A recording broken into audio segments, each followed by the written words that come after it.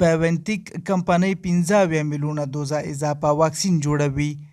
د واکسین جوړولو بایونټیک کمپنۍ په یو خبري کنفرانس کې څرګنده کړه چې دوی به د کال په دوهمه څلورمه کې تر 15 میلیونه اضافه واکسین د اروپا لپاره جوړ کړي. دوی به د خپل تولید ظرفیت د فبرورۍ د میاشتې له 15 څخه لوړ کړي تر څو وکولی شي د قرارداد له مودې وړاندې اروپا ته د اړتیا وړ واکسین برابر کړي. اروپایي کمیسیون غواړي چې اروپایي غړو هیوادونو ته ژر تر ژره واکسین برابر کړي چې له همدې امله په دې برخه کې له برطانیې سره هم د واکسین په سر تر لانجې ورسېد.